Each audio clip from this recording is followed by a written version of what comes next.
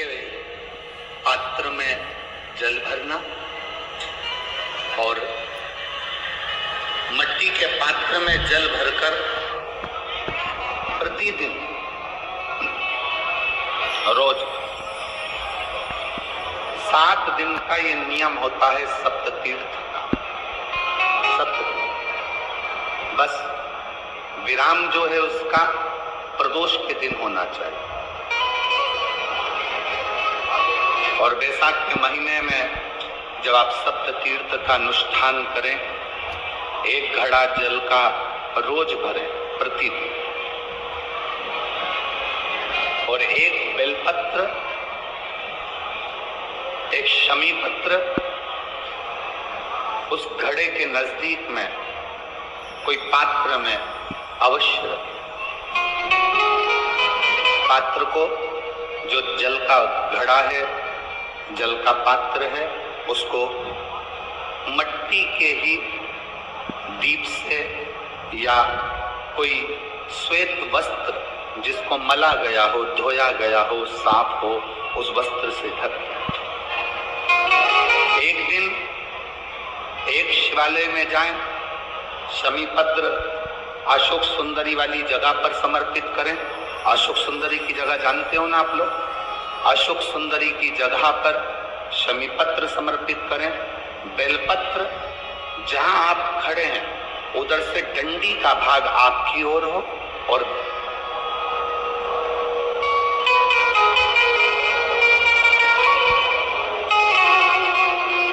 जहां आप खड़े हैं वहां डंडी का भाग आपकी ओर हो और बेलपत्र शिव जी को समर्पित करा जाए। फिर जो मिट्टी के पात्र में जल है वो भगवान शंकर को अपनी कामना कर कर शिव जी को समर्पित करो। संतान के लिए कर रहे हो तो वहीं से जल को एक कटोरी में, एक पात्र में झेल लीजिए। उस जल का आधा भाग नंदी के पास बैठकर आप ग्रहण कर लो, आधा भाग अपने पति को देना प्रारंभ करो। कोई रोग के लिए कर रहे हो, किसी बीमारी के लिए कर रहे हो, तो वो जल आप अपने घर की देहली में प्रवेश करने के पहले अपने मुख में उसको ग्रहण कर लो। एक दिन में एक शिवालय, दूसरे दिन दूसरा शिवालय, तीसरे दिन तीसरा शिवालय। अगर अपने नगर में, अपने गांव में, अपने क्षेत्र में 7 शंकर के मंदिर नहीं हो, यदि अपने गांव में, अपने नगर में, अपने क्षेत्र में 7 शंकर के शिवालय नहीं हो, तो मिट्टी का शिवलिंग बनाकर उस पे चढ़ाओ।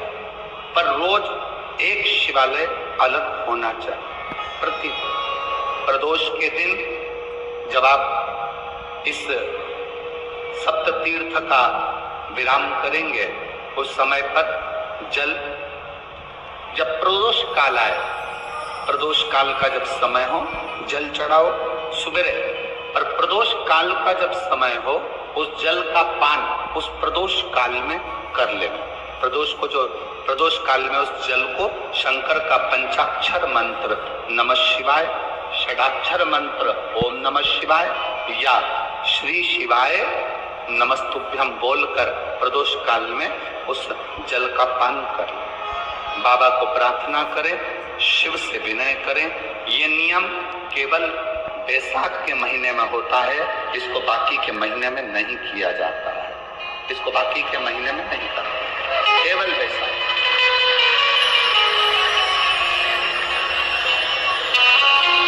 शिव सप्त तीर्थ का जो नियम है वो अपने जीवन में धारण करो। और हम तो कहेंगे, शिव महापुराण की कथा श्रवण करने वाले प्रत्येक बेटा बेटी से, शिव महापुराण की कथा सुनने वाले प्रत्येक शिव भक्त से हम तो कहेंगे कि शरीर में कोई रोग नहीं भी है, संतान की प्राप्ति नहीं भी चाहिए, उच्च शिक्षा के लिए आप कर रहे हैं, अपने जीवन की खुशहाली के लिए कर रहे हैं, तो शिव का सप्त तीर्थ अनुष्ठान अवश्य करें, अवश्य। और अपने जीवन को सार्थक। धन्य भगवान शंकर का चरित्र कराए, भगवान शंकर का संवाद कराए। लक्ष्मी जी की मां ख्याति देवी जब पार्थिव लिंग का निर्माण करती,